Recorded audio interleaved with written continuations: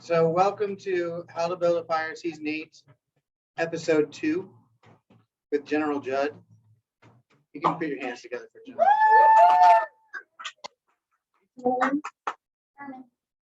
Furman. General Furman. You have like an 1800s I do. name. General Furman Judd. I'm from the 1800s. That's how old I am. I promised the storytellers this year that I would break the ice with a 5-minute long story. So I'm gonna do that in a second. But first off, I'd like to say that Kyle Rittenhouse is guilty of many of those charges that he was let off on, and if not all of them. And if you're out there in Brooklyn tonight, Barclays Center is where everybody's going to protest. So you're welcome to go out there if you're so inclined after the story, which will be relevant. Also, later on, before General comes up, I'm going to introduce the director of Open Source Gallery, and she's going to talk a little bit about what we got going on in here and what's going on in December, and also the fundraiser. The fundraiser is in how many weeks? 2 weeks. And there is a silent auction that begins tomorrow. If you go to opensourcegallery.org, is that right? You can join the silent auction, and I think there's going to be a wonderful gala this year. Are you doing a live gala? In-person gala, if you're vaccinated. If not, to the fuck off. Also, what else? Oh, in December, in this building, are you doing soup kitchen this year? So there's no soup kitchen. Okay, so it's gonna be next year. Never mind, there is no soup kitchen. You're gonna have to find food elsewhere. So here's a 5-minute story, hopefully. You could time me if you'd like, and you could whistle me if I go over. So I was at work, and there's a gentleman here that I work with, and a woman that I don't know very well said, "I heard your team is full of artists." And I said, "We are." And she said, "What type of art do you do?" And I said, "Poetry." And she asked, "What type of poetry?" And I said, "I'm not sure." And she said, "I'd like to take you for coffee." And I said, "Sure." And she said, "I'm an artist too, and I'd like to show you some of my art." And I thought that was a wonderful gesture. And I didn't really know her very well. She's a little bit older than me, African-American woman, and a songwriter. So we went to coffee a couple weeks ago, and she said, I hope you didn't think this was not an agenda. There was not an agenda here because I want to ask you some very specific questions. And I'd like you to share some work. And she had said that prior to us going to coffee. And I was flattered that she asked me to share some work, and was surprised that she had a group of questions that she wanted to ask. So the first question that we went to coffee right down the street from where we work. And the question she asked me was, "How do your friends describe you?" And I have two very good friends that are men that I've known since high school, that I'm extremely close with.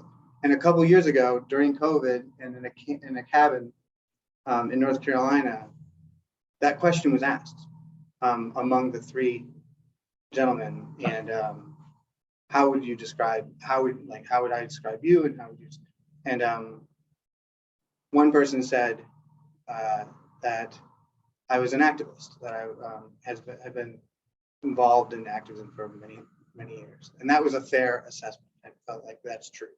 And it was an easy answer to, because it's important to me, whatever.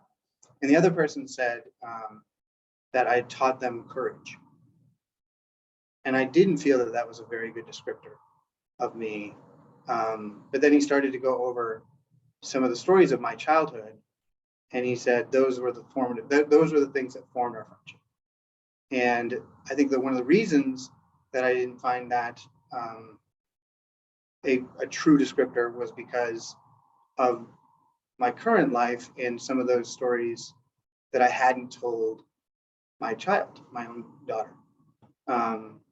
And so I tasked myself and to begin and write about those stories as a kid. And I wrote a poem. Maybe I'll read it after your thing tonight, about some of those stories in childhood. And the poem that I wrote was about a runaway shelter that I was in when I was in 6th grade for about 3 weeks. And for the first week, the shelter and the people that were there and the older kids, because I was the youngest kid, didn't know my name because I wouldn't give it. And I was really surprised at how much of that came flooding back, and that I hadn't told neither my wife. Well, my wife kind of knew, like, very remote details of it.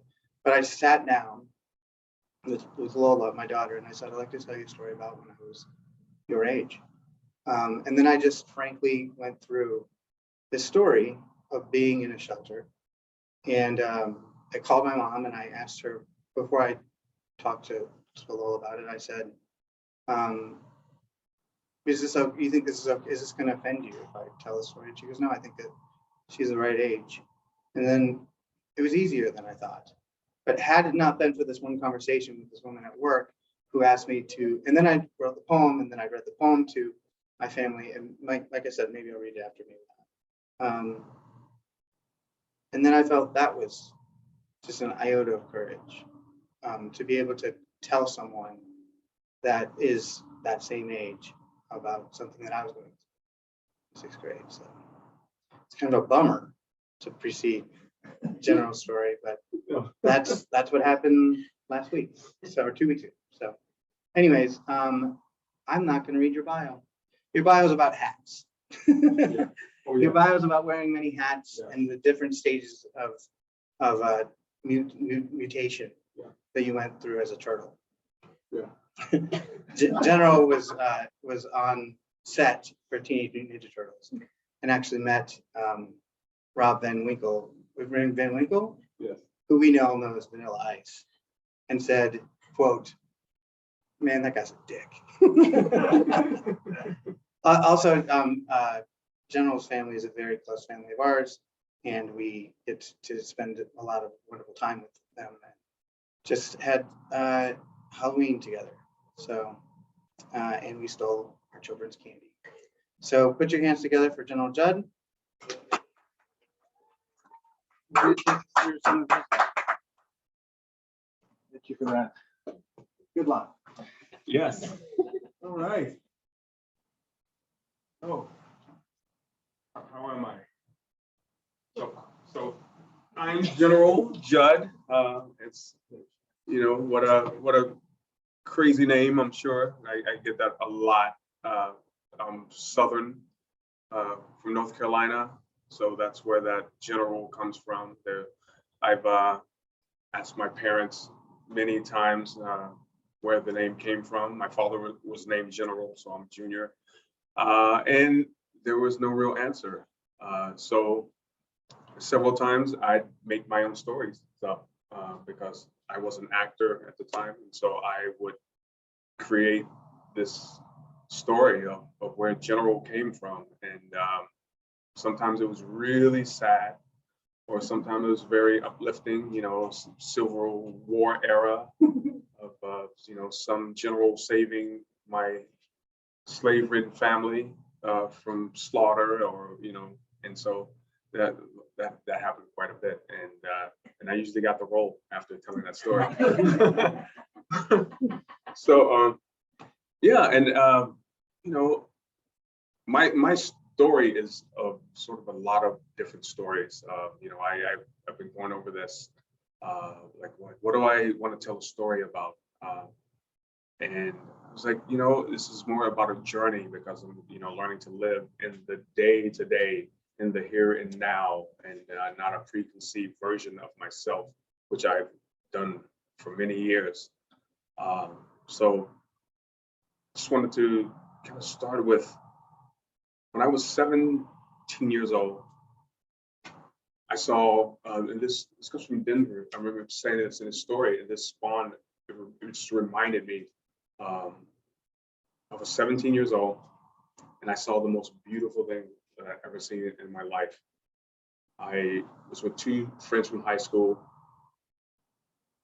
stepped out of the car, and I was standing at the ocean. I'd never seen the ocean before. And it was spectacular. It was amazing. It was large. It was powerful.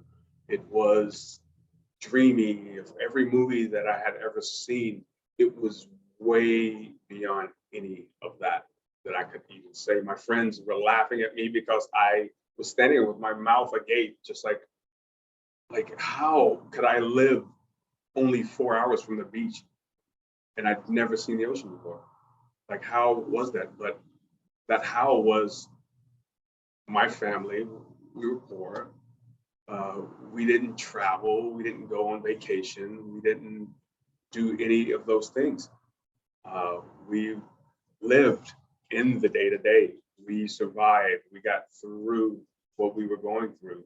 And so that was a very pivotal moment for me of seeing the ocean for the first time. And then it's really ironic that it seems like after that, the universe set up this really interesting relationship with me and the ocean and water, and sort of the color blue.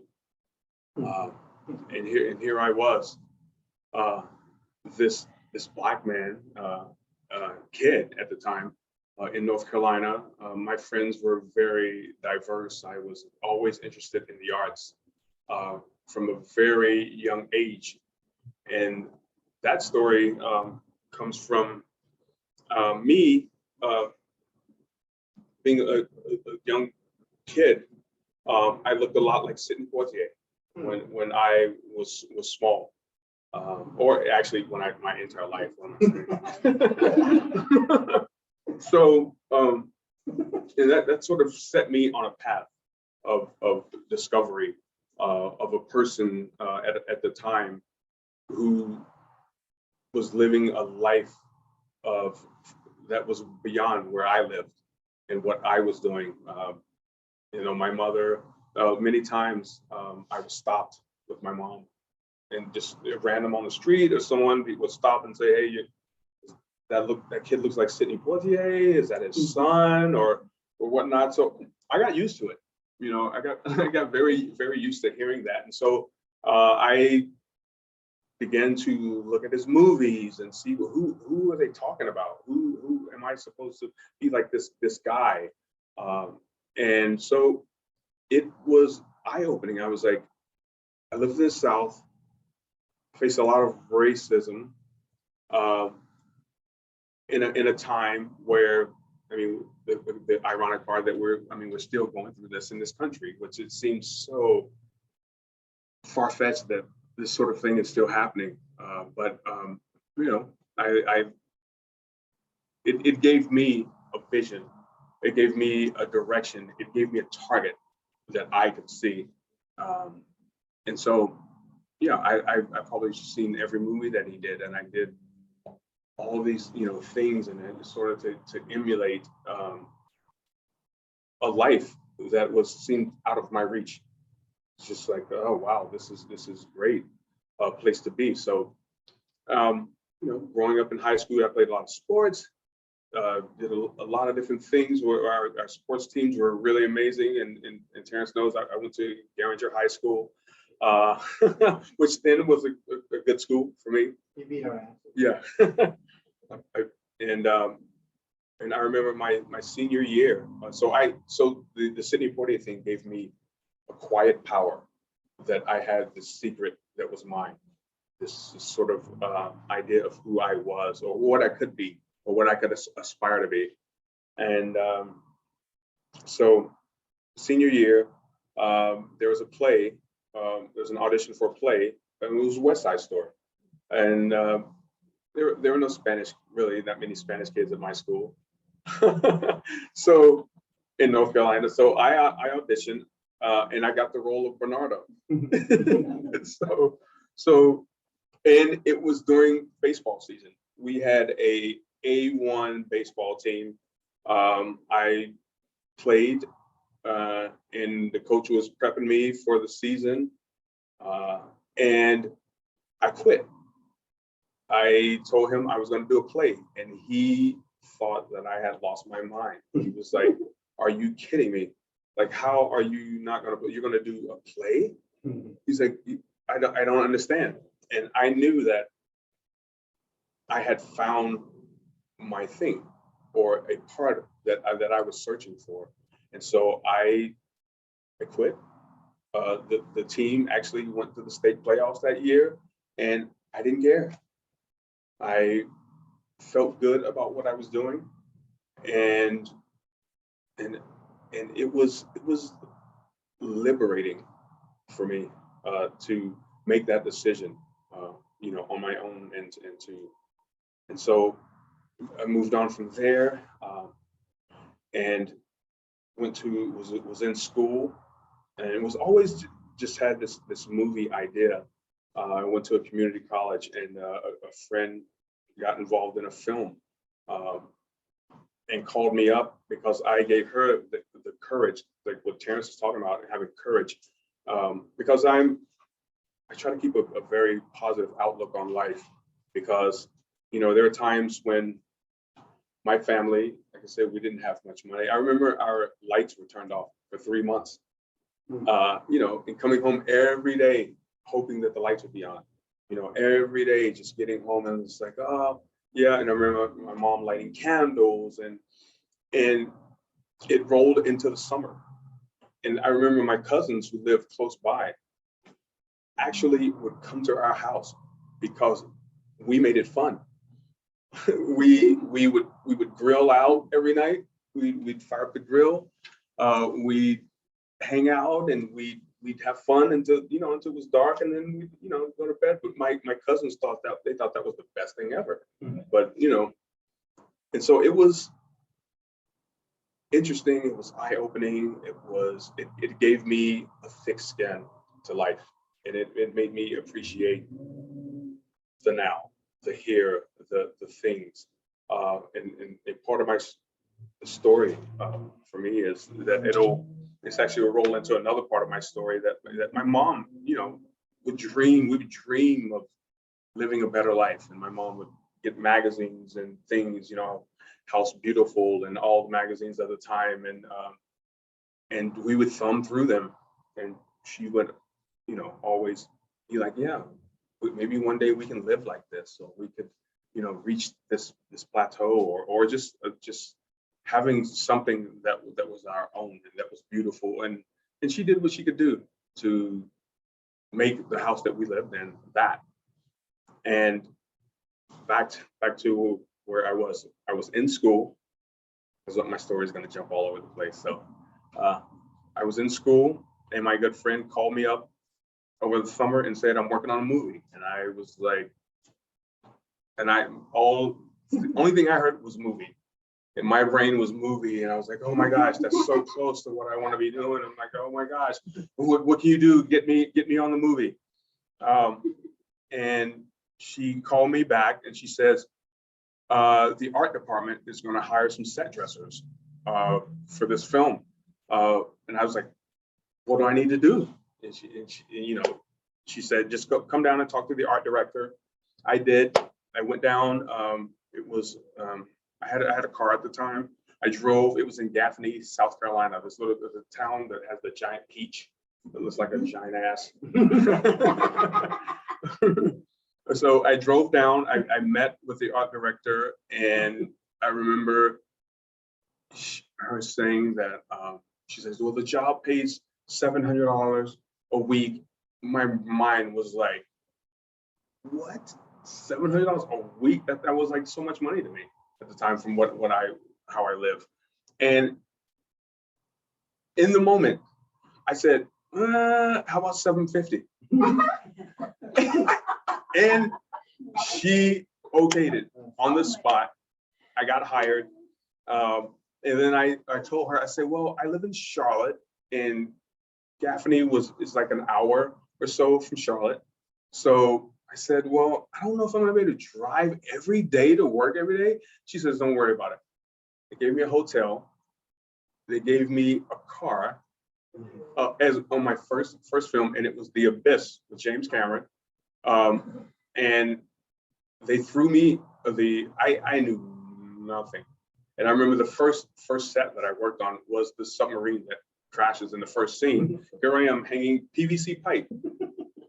I mean, you have no idea. I mean, weeks and weeks and weeks with my arms over my head, holding up PVC pipe, drilling into this giant submersible that's in the movie, and throughout, I mean miles and miles and miles of PVC pipe. This was unbelievable. And so I was in heaven. I thought this was the greatest thing ever. I mean, I got to know James Cameron very well, and I was so green. I didn't know that there was a line between the crew and the actors and the world of acting and all that. And so the actors would come ask me to sit and have lunch with them. I went to James's, someone had a birthday party, and I drove to his house in little U-Haul truck. I drove to his house, went to the party. All the actors hung out. They didn't want me to leave, and it was great. So Ed Harris, I became really good friends with Ed. Ed actually drove his truck from where he lived I remember when the day that he showed up, and they were in Michael Biehn, there was a great actor that I became really good friends with. His name was Leo Burmeister. He's actually passed away. But when I moved to New York, I saw him do a show at the Public Theater across the street from where I was doing Blue Man Group, and it was like a full circle of just amazing. And after that, I did almost 10 more years of film production. I got hired on lots and lots of films after that. But I knew in my heart of hearts that I wanted to act.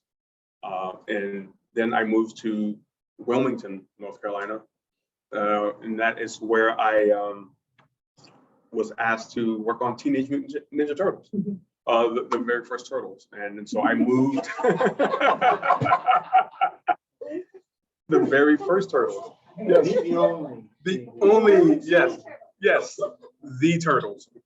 So yeah, I moved. It was a big deal for me, but I felt empowered because, like I say, my family were in the South. No one went anywhere. They stuck to what they knew, what they did, how they lived. I remember like stories being told. Like I said, when the first time I saw the ocean, a part of that story that came with it was that there was a fear that I had already been told about the ocean from my family. Families pass down.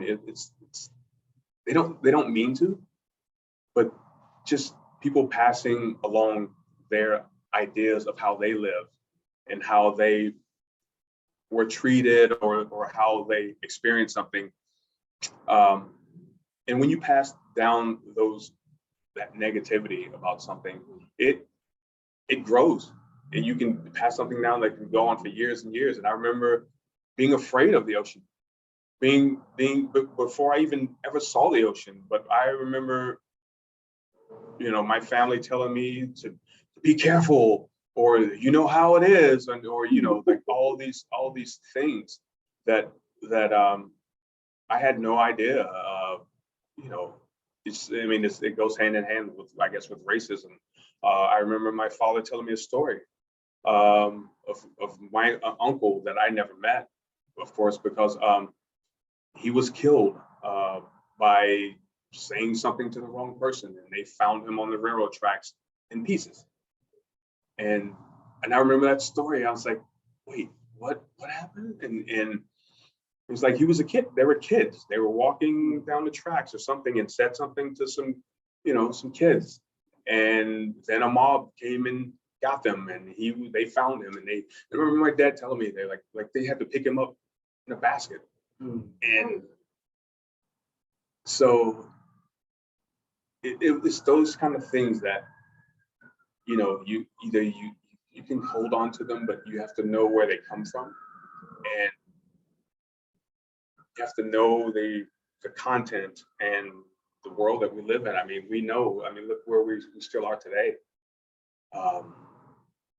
and that's what I'm learning to, you know, process all this and to move beyond that, and to, you know, be positive about where we should be, and make those steps, you know, to get there.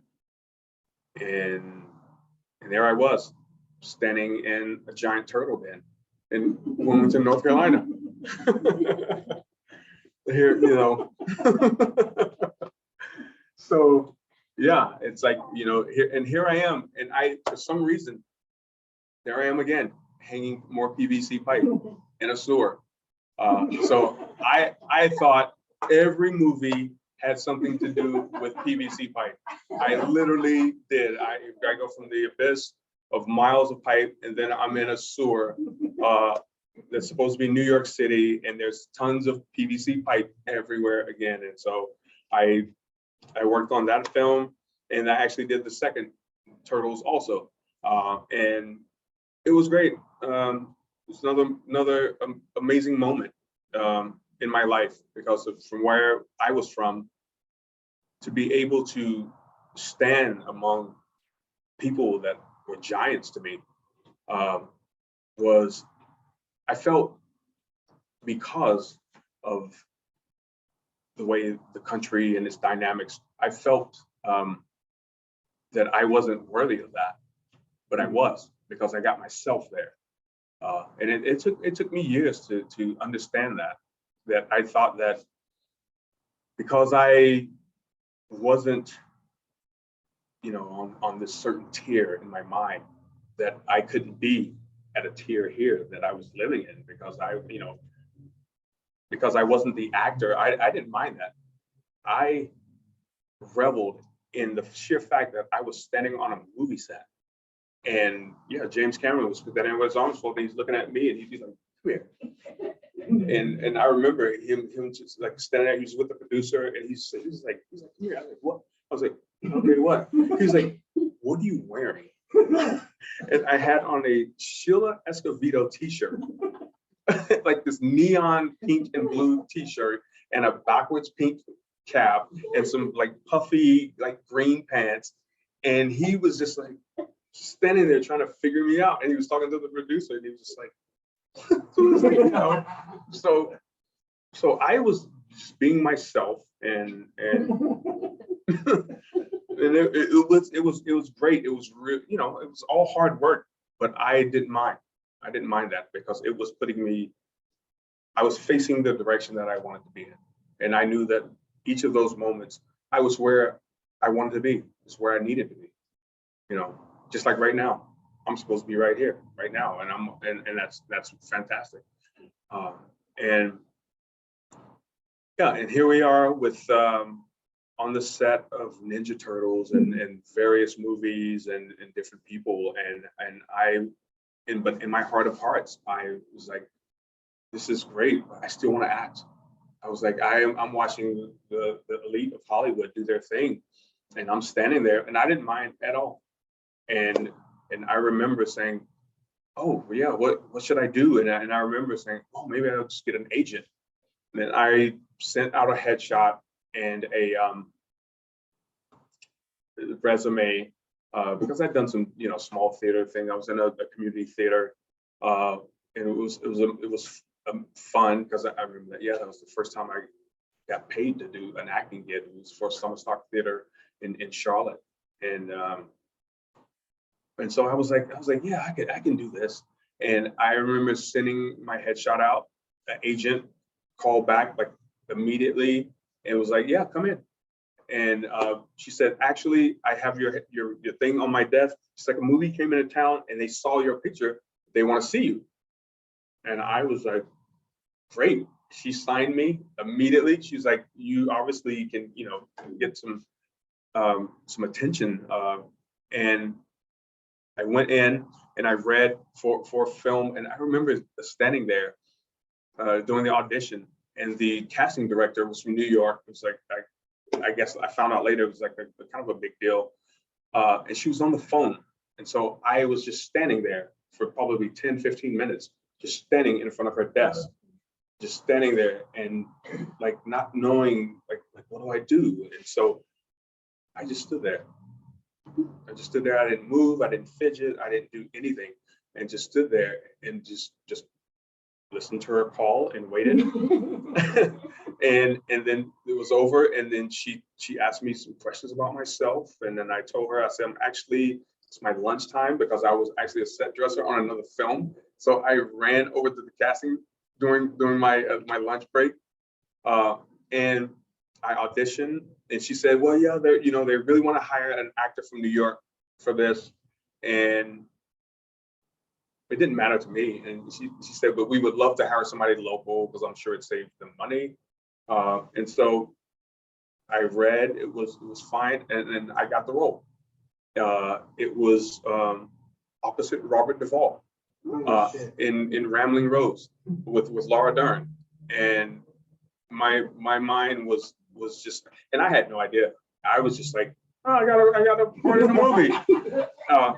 And I remember like the table read through and meeting Robert Duvall. And of course, Robert Duvall is a giant. And that's when it like hit me that I was like, oh my God, this is in the two scenes that are in with him and Lucas Haas. And I remember just being completely overwhelmed. And I remember when I acted with Robert, with him, and I remember saying, he didn't do anything. I was like, he didn't do anything. And then when I watched the movie, it was monumentous. It was,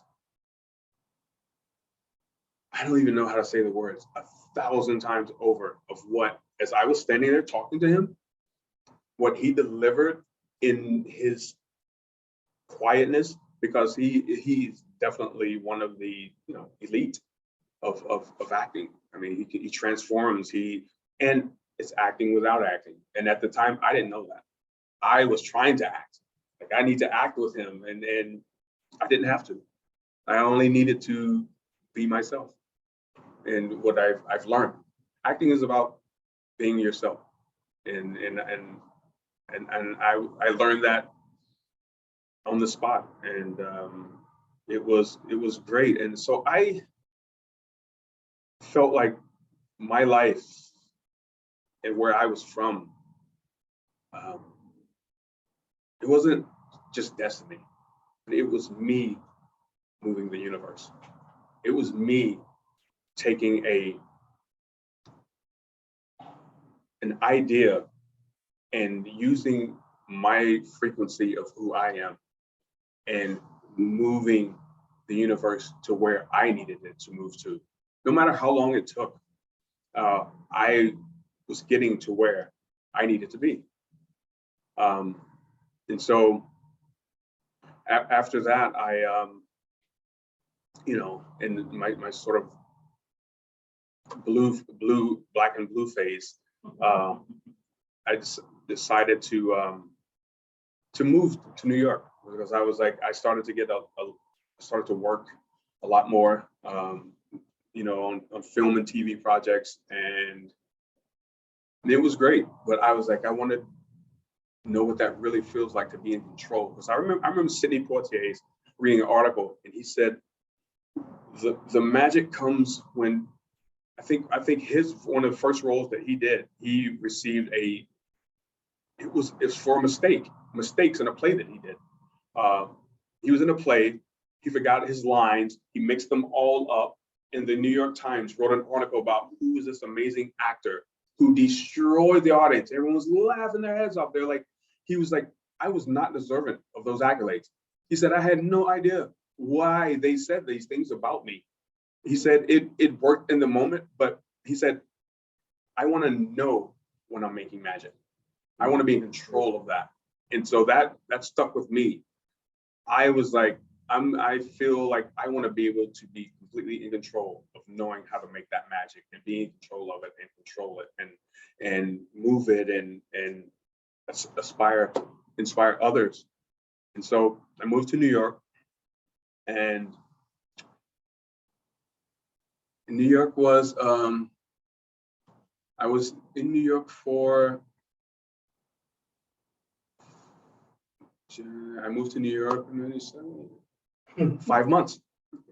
I was in New York 5 months, not very long at all, and auditioned for Blue Man Group, which I found out from all my other acting friends. They are really pissed at me, but because they're like, you know what, to try to get a project that is at that level, which I had no idea. I didn't know what Blue Man Group was, you know, and so I went into a cold audition. I could drum. It was musical as a kid growing up, and so I was confident in that way. I didn't know the show. I just knew that it was an interesting thing. I'd never even seen any of their characters, anything. I went into the audition. I actually had sent them a headshot at some point, and they were like, well, we were trying to get in touch with you. And I was like, oh, I moved to New York. And they're like, well, we were trying to reach you in North Carolina. And so I was like, here I am. And so I auditioned. They took me through the processes of this silent acting where you act with your eyes. I could do that with ease because, you know, being the funny kid that, you know, growing up, I you know, used my insecurity as a way to be funny or to get out of situations.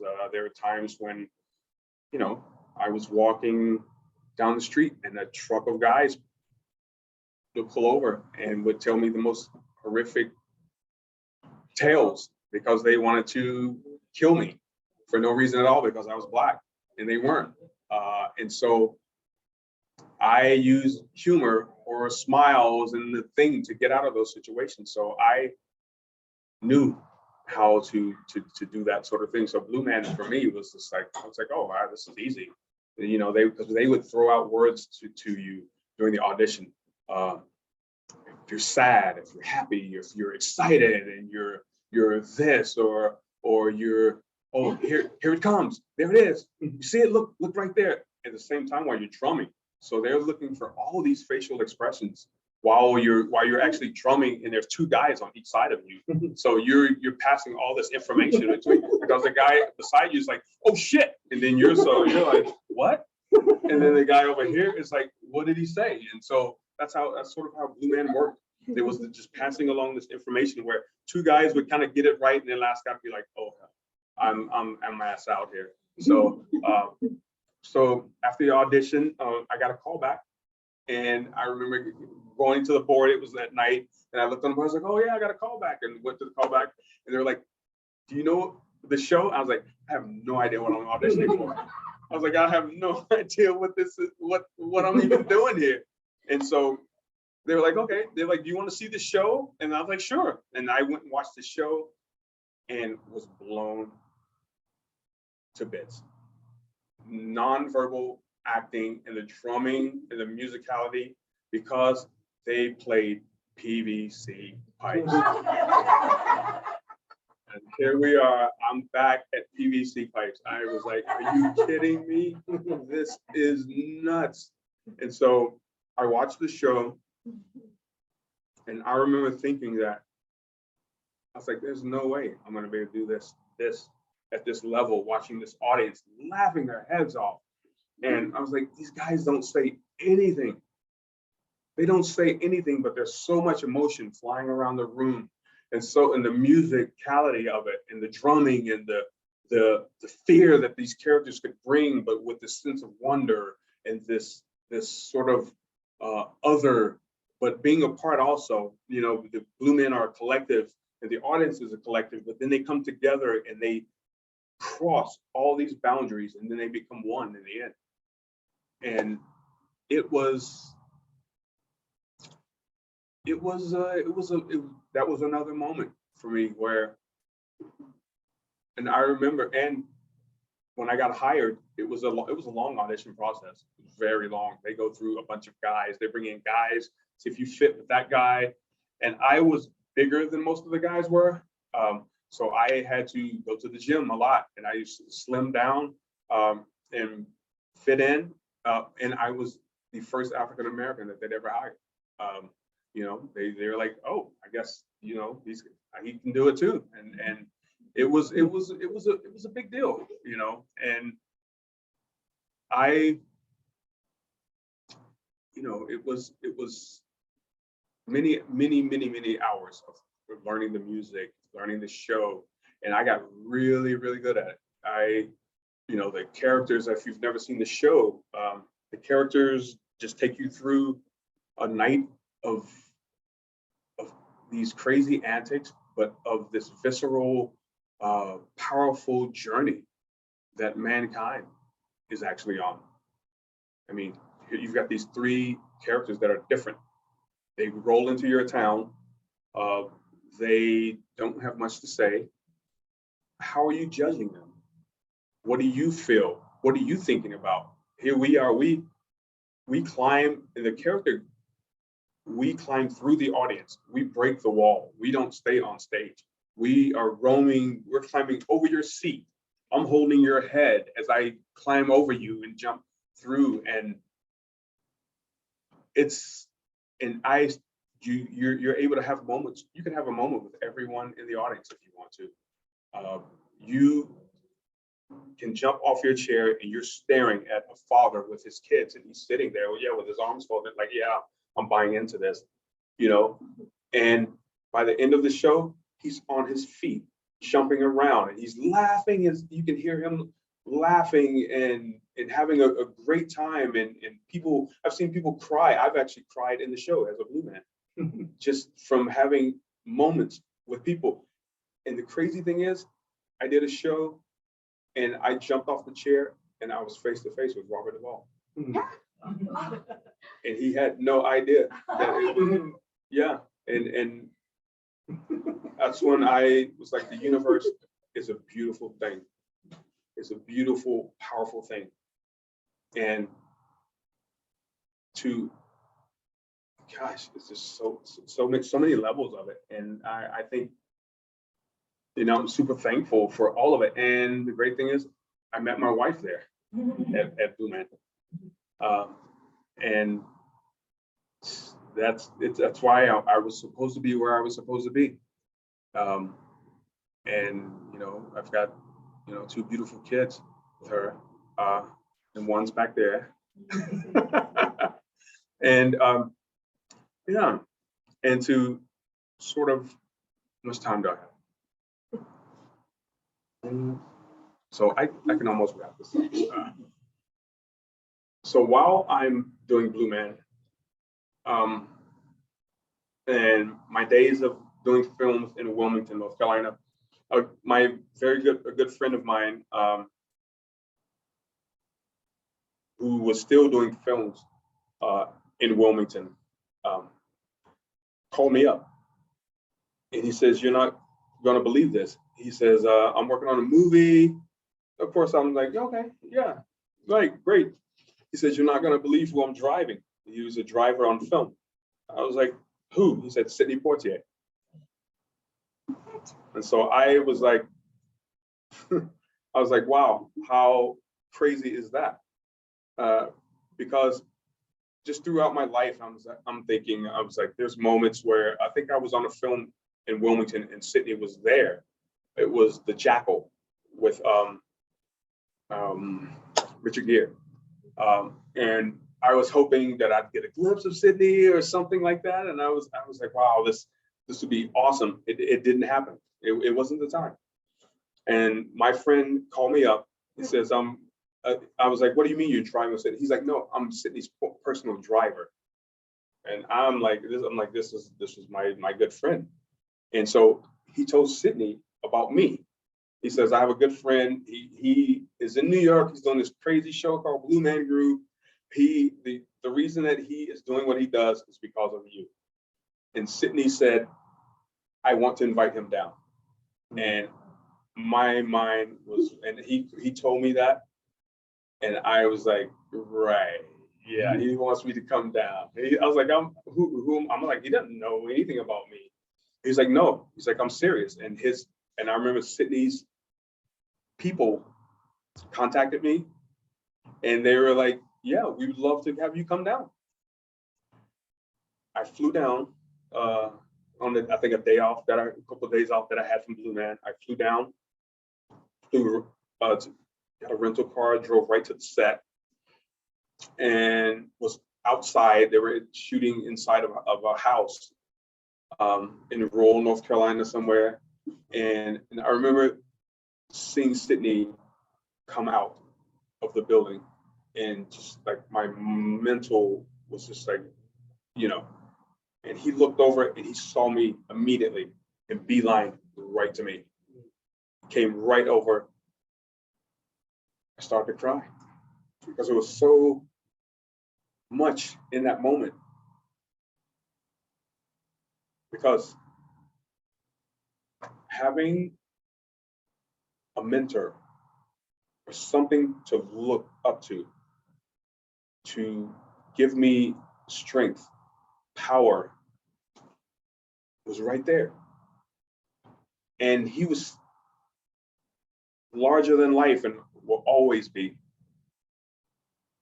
And for me being me, I'm just me. And here is the person that I emulated and loved so much, standing right in front of me and welcoming me was powerful. It was so powerful. I wish more people who had that kind of power would do those sort of things, because it changed my life. It changed I wouldn't be here telling the story. I wouldn't be in New York. I wouldn't. So I think that's my story of how the universe is powerful and people are powerful, and we are here to do amazing things, and we will do amazing things, but you have to want to do amazing things. You have to choose to do amazing things. And yeah, you can change the world, because we need the world to change. That's my story.